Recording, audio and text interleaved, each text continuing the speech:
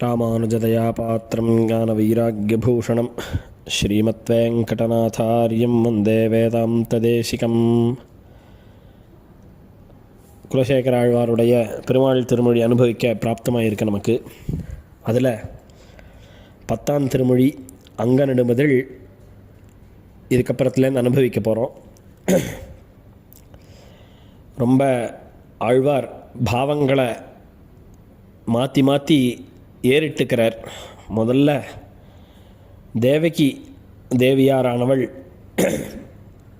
கிருஷ்ணனை தான் பிறப்பித்த போதிலும், தனக்கு கிருஷ்ணன் பிள்ளையாக பிறந்த போதிலும் கிருஷ்ணனோட பாலச்சேஷ்டைகளெல்லாம் அனுபவிக்கும் பாக்கியம் இல்லாதவளாக போயிட்டா. அந்த பாக்கியம் தனக்கு இல்லைங்கிறத உணர்ந்த தேவகியாராகவே மாறின குலசேகர ஆழ்வார் அவருடைய தெய்வத்தேவகி புலம்பிய புலம்பல் அப்படின்னே 10 பாசுரங்களை பாடினார். அப்படி அனுபவித்த ஆழ்வார் ஆலநீள் கரும்பில் தேவகியாக புலம்பினர். அதுக்கப்புறம் தானே சரி தேவகிக்கு கொடுத்து வைக்கலை, குழந்தையாக இருக்கிறச்சே பெருமாள் அனுபவிக்கிறதுக்குன்றது தெரிஞ்சு மண்ணு புகழ் கோசலைதன் மணிவயிறு வாய்த்தவனேன்னு கௌசல்யை பெற்ற பேற்றை அனுபவித்தார். கௌசல்யக்கு பேர்பட்ட பாக்கியம். பால்யாவஸ்தையில் பெருமாள் சின்ன குழந்தையாக இருக்கிறச்சே அந்த குழந்தையோட லீலைகள் எல்லாத்தையும் ஒன்று விடாத அனுபவித்து அவள் சந்தோஷப்பட்டாள். அதுக்கப்புறம் பார்த்தார், பால்யாவஸ்தையில் பாலராமனை லல்லா குழந்தை ராமனை அனுபவித்த கௌசல்யை இருந்தாலும் பெருமாள் எவ்வன வயசில் வரச்சே அதை அனுபவிக்க பெறாத பாக்யவசம் இல்லாத அந்த இழப்பெல்லாம் இழந்த சக்கரவர்த்தி தசரதருடைய எண்ணம் ஓட்டம் வந்தது ஆழ்வாருக்கு. தசரத புலம்பல் அப்படின்னு அந்த புலம்பலை பெருமாளை காட்டுக்கு அனுப்பிச்ச பெருமாள் யௌவன பருவம் நல்ல பிரைம் ஏஜில் காட்டுக்கு அனுப்பிச்சாரே பெருமாளை. அந்த சமயத்தில் என்னென்னலாம் புலம்பினார் தசரதர் அப்படிங்கிறத ஒரு 10 பாசுரத்தில் சாதித்தார். இந்த திருமொழியில், அதாவது அங்கநெடுமதில் அப்படிங்கிற திருமொழியில், இந்த கண்ணனை பிறந்ததுலேருந்து இழந்த இழப்பு என்ன, தசரதர் யௌவன பருவத்தில் ராமனை இழந்தது என்ன, இந்த பெருமாள் இழப்புங்கிறதே ஒன்று இல்லாதபடிக்கு இதெல்லாம் தீர்ற அளவுக்கு சக்கரவர்த்தி திருமகன் நித்தியவாசம் பண்ணக்கூடியதான திருச்சித்திரக்கூடம் அப்படிங்கிற திவிதேசம். நம்மளுக்கெல்லாம் திருச்சித்திரக்கூடம்னு சொன்னால் புரியாது. சிதம்பரத்தில் கோவிந்தராஜர் சன்னதியில் எழுந்தருள் இருக்கக்கூடிய பெருமாள் அந்த திவ்யதேசத்தில் சக்கரவர்த்தி திருமகன் நித்தியவாசம் பண்ணுகிறான். அங்கே அந்த திவ்யதேசத்தில் பெருமாளுடைய திருவவதாரம் ஆரம்பித்து அந்த அவதாரத்தை பெருமாள் ஸ்ரீவைகுண்டத்துக்கு திருப்பி தன்னடிச்சோதிக்கு எழுந்தருள வைபவத்தை வால்மீகி மகரிஷி எப்படி அனுபவித்தாரோ, ஏன்னா வால்மீகி தான் கூட இருந்து பார்த்தவர்னாக்கா என்ன அர்த்தம்னா, ராமாயணம் நடந்துன்ற காலத்திலேயே அதை அனுபவித்து அதுக்கப்புறம் ஆச்சாரியன் தன்னோட ஆச்சாரியனான நாரதனுடைய உபதேசத்தினால அது அப்படியே கையில் கனி போல கண்டுன்னு பானவ் ஆமலகம் யதா, தன்னோட கை உள்ளங்கை நெல்லிக்கனி மாதிரி அந்த விஷயத்தெல்லாம் பார்த்து அதில் பிரம்மா வரம் வேற கொடுத்தார். உனக்கு அங்கே நடந்தது அசிதம் சயிதம், இவா சிரித்தது, அவா பேசினது, ரகசியஞ்ச பிரகாசஞ்ச யத்விருத்தம் தஸ்ய தீமதா, அவள் ரகசியமாக என்ன நடந்ததோ, ஒருத்தருக்கு மாத்திரம் தெரிஞ்ச ஒரே விஷயமாக இருந்தாலும் சரி, சபையில் நடந்த விஷயமாக இருந்தாலும் சரி, எல்லாம் உமக்கு ஞான திருஷ்டியில் புலப்படும் அப்படின்னு பிரம்மா வரம் கொடுத்தார். அதனால் அந்த வால்மீகி எப்படி அனுபவித்தாரோ ராமாயணத்தில், ஏன்னா வால்மீகி இல்லைன்னா ராமாயணம் கிடையாது. ராமாயணம்னு நம்ம போனோம்னா அது ப்ரைம் சோர்ஸ் அப்படின்னு சொல்கிறாளே இந்த காலத்தில். இந்த ப்ரைம் சோர்ஸ் அப்படிங்கிறது மூலபூதமான கிரந்தம் மகர்ஷி வால்மீகியோடது தான். அடுத்தது தான் வியாசர், மீதி பேர் எல்லாரோடதும். ப்ரைம் அப்படின்னு எடுத்துட்டோன்னா ஸ்ரீமத் ராமாயணம் வால்மீகி ராமாயணம் தான். அதில் சொல்லியிருந்தா சரி, இல்லைன்னா இல்லை. ஏன்னா திவ்ய ஞானம் ஏற்பட்டது மகர்ஷிக்கு பகவத் அனுகிரகத்தினால. அதே மாதிரி அடுத்த இந்த ராமாயணத்தை சம்பூர்ணமாக அனுபவித்தது ஆழ்வார், குலசேகர ஆழ்வார். பெருமாள் மயர்வர மதிநலம் அருளினான். இவாளுக்கு தோய்வே கிடையாது. இவா ஞானத்தில் இவா சொல்கிறதெல்லாம் நடந்தது தான் இவா சொல்லுவா.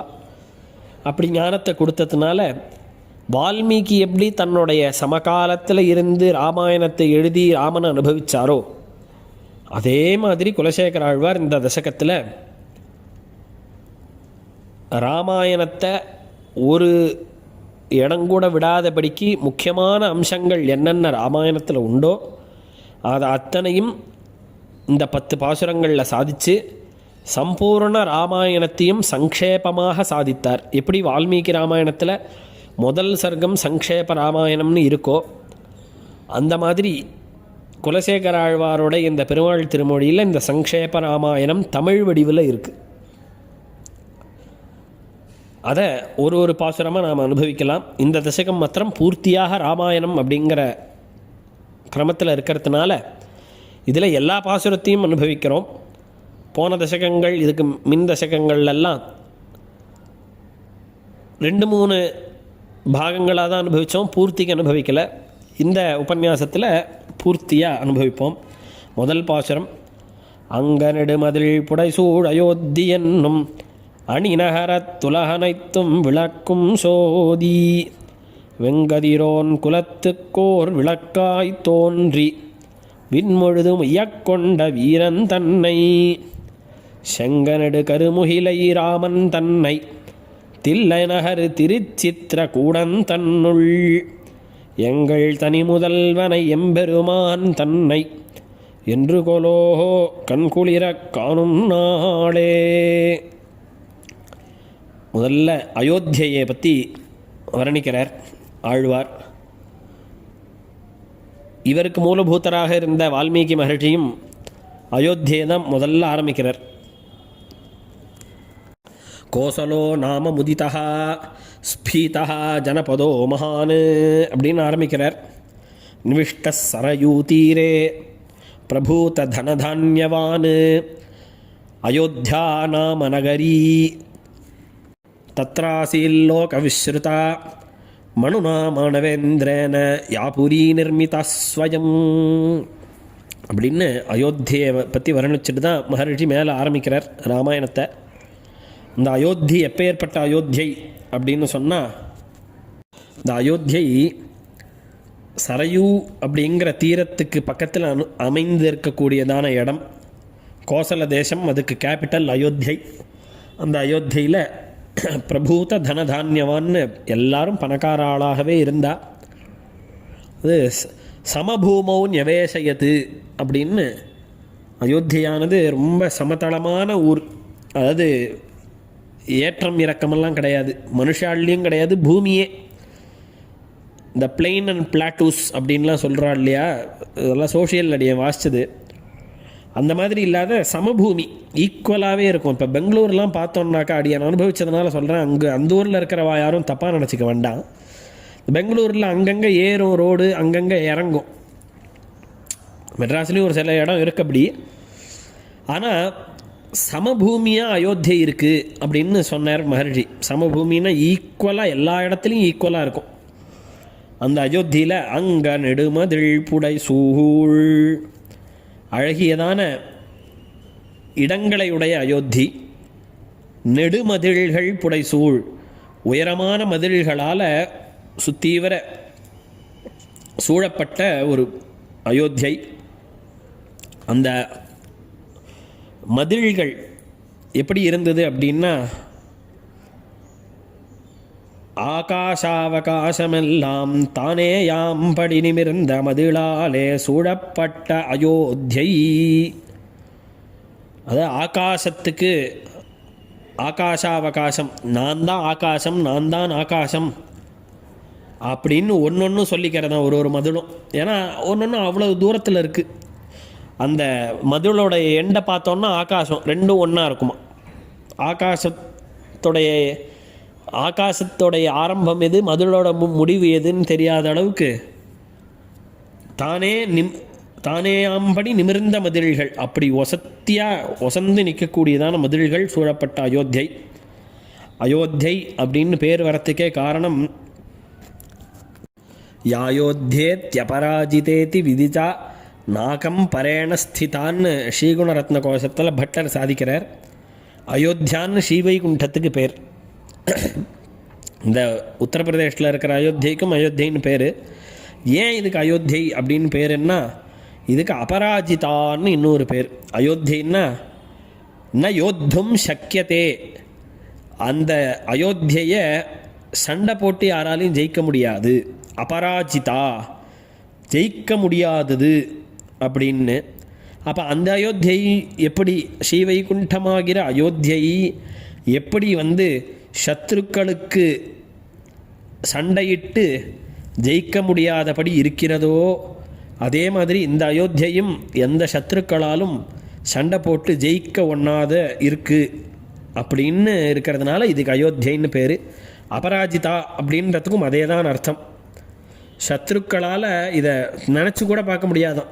நம்ம போய் வேணால் அயோத்தியை கேப்சர் பண்ணுவோமா அப்படின்னு நினைக்கவே முடியாத இருக்கும்படியான ஊராக அது அயோத்தியை. இன்னொரு ஆச்சரியமான பங்க்தி இங்கே வியாக்கியானத்தில், பரமபதம் போலே சிலர் அறிந்து சிலர் அறியாதிருக்கையன்றிக்கே சர்வலோக பிரசித்தமாயிருக்கை. ஸ்ரீவைகுண்டத்துக்கும் அயோத்தியைன்னு பேர். அந்த ஸ்ரீவைகுண்டம்னு சொன்னால் ஏதோ நம்ம ஆச்சாரிய பாதுகா சேனலில் உபன்யாசம் கேட்குறவாளுக்கு தெரியும், ஸ்ரீ வைஷ்ணவாளுக்கு தெரியும், பிராமண சமூகத்துக்கு தெரியும், சனாதன ஹிந்துக்களுக்கு தெரியும், ஒரு சில அதர் ரிலீஜியன் பர்சன்களுக்கும் தெரியும். எல்லாருக்கும் ஸ்ரீவைகுண்டம்னா இப்போ ஏற்பட்ட ஒரு லோகம், திவ்யமான லோகம். பெருமாள் எழுந்தருளி இருக்கார். ஆதிசேஷ பரியங்கத்தில் ஸ்ரீபூமி நீளை சமேதனா பெருமாள் எழுந்தருளி இருக்கார்னு சொன்னால் யாருக்காவது தெரியுமா? எல்லாருக்கும் தெரியுமா? அந்த மாதிரி சொன்னால் தெரியாது. ஏன்னா ஸ்ரீவைகுண்டத்தை பற்றி ஏதோ ஒரு நார்த்து கொரியாவில் ஒரு ஆற்றுல போய் உங்களுக்கு ஸ்ரீவைகுண்டம் தெரியுமா அப்படின்னு கேட்டால் அவன் தெரியாதுன்னு விடுவான். இதே அயோத்தியை தெரியுமா அப்படின்னு கேட்டால் தெரியும், ராம்லல்லா அவதாரம் பண்ணின ஊர் அப்படின்னு சொல்லிடுவான். அப்படி பிரசித்தியாக இருக்கக்கூடிய ஊர் அயோத்தியை. அந்த அயோத்தியை என்னன்னா அணிநகரம். நகரங்களுக்கெல்லாம் இது ஒரு அணிகலனாக ஆர்னமெண்ட்டாக இருக்கிறது. அந்த அயோத்தியில் இருக்கிறவர்களும் அலங்காரங்களால் குறைவற்ற ஊர். அந்த ஊர் மனுஷாலாம் அலங்காரத்துக்கு குறையே இருக்காதான். அது வால்மீகியே மகர்ஷியே வர்ணிக்கிறார். மகுட்டி குண்டலி, மகுட்டம் தரிச்சிக்காதவனும் குண்டலங்கள் தரிச்சிக்காதவனும் அயோத்தியிலே கிடையவே கிடையாது. ஏன்னா அத்தனை பேரும், அதாவது இந்த வேலை செய்பவர்கள் கூட, தூய்மை பணியாளர்கள் கூட அங்கே கடுக்கண் இல்லாத, குண்டலம் இல்லாத, மகுட்டம் இல்லாத இருக்கிறது இல்லையா. அவ்வளவு செல்வச் செழிப்பு மிக்க ஊர். உலகனைத்தும் விளக்கும் சோதி, சர்வலோகங்களையும் தன் தேஜஸாலே நாராயண பரோ ஜோதிஹி என்கிறபடியே பரஞ்சோதிஷாயுள்ளது இந்த ஊரே. பெருமாள் பிறந்ததுனால ஏற்றம்ன்றது ரெண்டாவது விஷயம், செகண்டரி விஷயம். இந்த ஊருக்கே அவ்வளோ பெரிய பெருமையாம். உலகனைத்தும் விளக்கும் சோதின்னு நாராயண பரோ ஜோதிஹி அப்படின்னு எப்படி நாராயணன் பரம் சோதியாக இருக்கானோ அந்த மாதிரி நாராயணன் அவதாரம் செய்ததுமான இந்த ஊர் இதுவே பெரிய பிரகாசத்தை உடையதான ஊர் அப்படின்னு ஆழ்வார் சாதிக்கிறார். அந்த அப்பேற்பட்ட திவ்ய தேசத்தில் வெங்கதிரோன் குலத்துக்கோர் விளக்காய் தோன்றி, வெங்கதிரோன் குலத்துக்கு சூரிய வம்சம் அப்படின்னு பேர். பெருமாள் அவதாரம் பண்ண, ராமாவதாரம் பண்ண வம்சத்துக்கு அதில் சூரியன் தான் ஆதிபுருஷன். அதுக்கப்புறம் அந்த வம்சத்தில் வந்தவர்கள் தான் சூரிய வம்சத்து ராஜாக்கள், மனு, மாந்தாத்தா. இப்பேற்பட்ட தர்மாத்மாக்கள் அவதாரம் பண்ண இந்த வெங்கதிரோன் குலம். அந்த குலத்துக்கு ஓர் விளக்காய் தோன்றி, ஒரு ஒப்பற்றதான விளக்கு, ஒரு ஜோதிஷ், அப்படி பெருமாள் அவதாரம் பண்ணார். இந்த லோகத்தில் இருக்கிற இருட்டு எல்லாம் போக்கிறதுக்காக சூரியனுடைய வம்சம், சூரியன் அந்த காரியத்தை தானே பண்ணுறது. லோகத்தில் இருட்டே இல்லாதபடி தன்னுடைய கதிர்களால் பிரகாசத்தை கொடுக்குற மாதிரி அந்த சூரிய வம்சத்திலே பெருமாள் அவதாரம் பண்ணி, இந்த சூரியனைப் போலே ஒரு துளி இருட்டு கூட மிச்சம் இல்லாதபடி தனக்கு அன்பேரலல்டாக, தனக்கு பெருமாளுடைய ஜோதிஷும் இந்த ஜோதிஷும் ஒன்றா இருக்கும்னு சொல்கிறதுக்கு ஒரு ஜோதிஷ் இல்லாதபடி அப்பேற்பட்ட அப்ராகிருதமான ஜோதிஷாக பெருமாளே வந்து அவதாரம் பண்ணார். அதுதான் சுவாமி தேசிகன் ஹம்ச சந்தேசத்தில் சாதிக்கிறச்சே, வம்சே ஜாத சவிதுரனகே மானயன் மானுஷத்வம். பெருமாள் எதுக்கு அவதாரம் பண்ணார் அப்படின்னு கேட்டாக்க, நாமளெல்லாம் கௌரவிக்கிறதுக்காக அப்படின்னு. என்ன கௌரவம்? நம்மளுக்கு என்ன அவார்டு கொடுத்தாளா என்னென்னா, இந்த தேவதைகள்லாம் இந்த பூலோகத்தில் கால் வைக்கிறதுக்கே அசிங்கப்படுவா, அருவருப்பாக இருப்பாள். ஏன்னா மனுஷால் இருக்கிற ஊர் இது, அதனால் நாம் இங்கே கால்லாம் வைக்கக்கூடாது, ஒரே ஜுகுப்சிதமான ஊர். நாம் எப்படி இந்த ட்ரைனேஜ் வண்டி வந்தால் மூக்கை பொத்திக்கிறோமோ அந்த மாதிரி இந்த தேவதைகள்லாம் நம்மளை பார்த்து அசிங்கம், இது மனுஷாளுக்கு வேர்க்கிறது, இவாளுக்கு மலமூத்திர விசர்ஜனங்கள்லாம் இருக்குது, இவா க்ளீனாகவே இல்லை, இவா உடம்புல அழுக்கெல்லாம் வருது, அழுக்குடம்பு எச்சில் வாயாக இருக்கா இவாள்லாம் அப்படின்னு இவா நம்மளை பார்த்து அகௌரவப்பட்டா. அப்போ பெருமாள் இந்த மனுஷால கௌரவிக்கணும் அப்படின்ற பொருட்டு தானே மனுஷனாக அவதாரம் பண்ணான். அப்போ தேவதைகள்லாம் இங்கே வானரங்களாக அவதாரம் பண்ணி பெருமாளுக்கு கைங்கரியம் பண்ணா. மானயன் மானுஷத்துவம், இந்த மனுஷாள் பேரில் இருக்கிற அகௌரவ புத்தி தேவதைகளுக்கெல்லாம் போயிடணும் அப்படின்னு பெருமாளே ஸ்வயம் மனுஷனாக, சாக்ஷாத் மனுஷனாக பெருமாள் அவதாரம் பண்ணார். அவதாரம் பண்ணாலும் அவருக்கு அந்த மனுஷத்துவம் வராது, அவர் ஈஸ்வரன் தான், இருந்தாலும் மனுஷன் மாதிரி இருந்து நடித்தார்.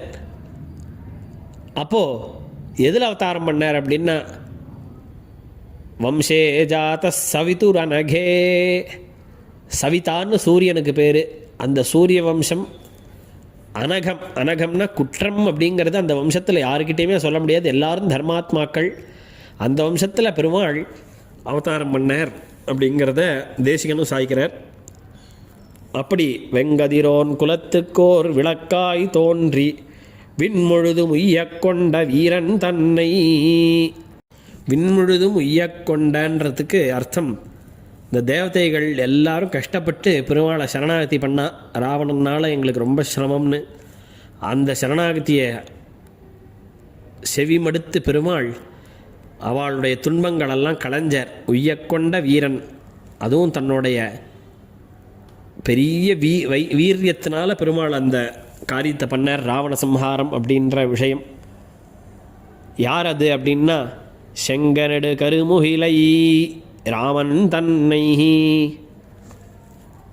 அந்த ராமனுடைய திருமேனி எப்படி இருந்ததுன்னா, மழை பொழியறதுக்கு இன்னும் ஒரு 2 நிமிஷம்தான் இருக்குது அப்படிங்கிறச்சே அந்த கருத்த மேகம் எப்படி இருக்குமோ அந்த கருமேகத்தினுடைய திருமேனியே பெருமாள் ராமன் கருப்புன்னா நம்ம பார்க்குற கருப்பு கிடையாது. மேகம் எப்படி கர்ப்பமான மேகம்னு கவிகள்லாம் வர்ணிப்பா. ஏன்னா அது வயிற்றில் அத்தனை ஜலம் இருக்கோ இல்லையோ, அது வயிற்றுக்குள்ளே ஏதோ ஒன்று இருக்குது, அதனால் கர்ப்பமாக இருக்கக்கூடிய மேகம் எப்படி அடுத்த க்ஷணம் மழையை வருஷிக்க போகிறதோ அதுக்கு முன்னாடி என்ன கருப்பாக கருத்திருக்கோ அந்த கரிய திருமேனி பெருமாளுக்கு. செங்கனடு கருமுகிலை ராமன் தன்னை வடிவழகாலும் கண்ணழகாலும்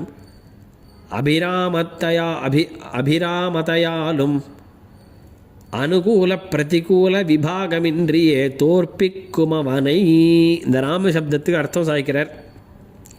ராமன்னா என்ன அர்த்தம்னா, ரமயதீதி ராமஹா, நம்மளுடைய மனசை ஆகர்ஷிக்கக்கூடியவனா, நம்ம மனசை நம்மக்கிட்டேருந்து திருடின்றுவான் பெருமாள். கண்டவர்த்தம் மனம் வழங்கும் அப்படின்னு நாம் அந்த பெருமாளை ராமனை சேவிச்சிட்டோன்னா நம்ம மனசை கொடுத்துடுவோம், பெருமாள்கிட்ட பறி கொடுத்துடுவோன்னு சொல்கிறா பாருங்க. அதுதான் அது எப்படி அப்படின்னா, வடிவழகாலும் பெருமாளுடைய ரூபசம்ஹனனம் லக்ஷ்மின்னு அந்த திருமேனியை சேவிச்சாலும் சரி, கண்ணழகாலும் ராம கமலபத்ராக்ஷா ஹனுமார் எடுத்த உடனே அதுதான் சொல்கிறார், கண்ணழகில் உழுந்த வழி. கண்ணழகாலும் அபிராமதையாலும், அபிராமம் அப்படின்னா பெருமாளுடைய குணங்கள், அதாவது ஆக்கர்ஷிக்கிற குணங்கள், அந்த குணங்கள்னாலும் அனுகூல பிரதிகூல விபாகமின்றியே தனக்கு வேண்டியவாளை மாத்திரம்தான் பெருமாள் ஆக்கர்ஷிப்பார்னு இல்லை, யார் யாரெல்லாம் பெருமாளுக்கு துரோகம் பண்ணணும், பெருமாளுக்கு ஆப்போசிட் சைடில் இருந்தாலும் அவள்லாமும் இந்த வடிவழகில் மயங்கி விழுந்தவா தான். உதாரணத்துக்கு சூர்பனகை பெருமாளுடைய அழகில் தான் விழுந்தா. இங்கேருந்து மூக்கருந்து காதருந்து போயிருக்கா ராவணன்ட்ட விஷயத்தை சொல்கிறதுக்கு. அப்போ கூட பெருமாள் அவ்வளோ அழகாக இருந்தார். அந்த மாதிரி எனக்கு பாக்கியம் இல்லை, பெருமாள் அழகுன்னு சொல்லிட்டு இருந்தாலே தவிர அங்கே போய் வேறு எதுவும் சொல்லலை. ராவணன் பெருமாளுடைய வீரியத்தை பார்த்துட்டு அவன் ஆச்சரியப்படுறான். அப்படி அனுகூல பிரதிகூல விபாகமின்றியே தோற்பிக்கும் அவனை அப்படின்னு எல்லாரையும் தோக்கடிச்சிடுவார் பெருமாள் தன்னோட வடிவழகை காட்டியே. அப்பேற்பட்ட ராமன் தன்னை தில்லநகர் திருச்சித்திரகூடன் தன்னுள், அந்த அவதாரத்தில் சமகாலத்தில் இந்த பெருமாள் எழுந்தருளி இருந்ததாக அனுபவிக்கிறார். அது மாத்திரமில்லை, அந்த ராமனை இன்றைக்கி நாம் சேவிக்கணும் அப்படின்னா விபவாவதாரம் முடிஞ்சுடுத்து. ஆனால் அதே ராமன் தான் இன்றைக்கி தில்லநகர் திருச்சித்திரகூடத்தில் கோவிந்தராஜனாக எழுந்தருளி இருக்கார் அப்படின்றத காண்பிக்கிறார். தில்லநகர் திருச்சித்திரகூடன் தன்னுள் எங்கள் தனி முதல்வனை, எங்களுக்கு அவன்தான் எங்களுடைய தனி முதல்வன். அந்த காலத்தில் அனுபவிக்க முடியல எங்களால் ராமனை, ஆனால் நாங்கள்லாமும் அனுபவித்து உஜ்ஜீவிக்கணும் அப்படிங்கிறதுக்காக இன்றைக்கி தில்லநகர் திருச்சித்திரகூடத்தில் எழுந்தருளி இருக்கானே பெருமாள், அவன்தான் எங்கள் தனி முதல்வன். எம்பெருமான் தன்னை, எங்களுக்கு சுவாமியாக இருக்கக்கூடிய பெருமாளை என்றுகளோ கண்குளிர காணும் நாளே, இந்த பெருமாளை என்றைக்கு நான் கண்களால் காண வருங்கொலன் ராசையால் அப்படின்னு இந்த திருக்கண்களால் என்றைக்கு நான் அனுபவிக்க போகிறேன் ஆழ்வார் சாய்க்கிறார். இந்த கண்களால் நான் என்றைக்கு கண்குளிர காணும் நாளே, பெருமாள் போரும்னு இல்லாதபடிக்கு சதா சர்வகாலமும் இந்த பெருமாளை என்றைக்கு நான் அனுபவிக்க போகிறேன் அப்படிங்கிறத இந்த பாசுரத்தில் சாதித்தார். அடுத்த அனுபவம் அடுத்த உபன்யாசத்தில். ஸ்ரீமதே ஸ்ரீ நிகமாந்த மகாதேசிகாய நமஹா.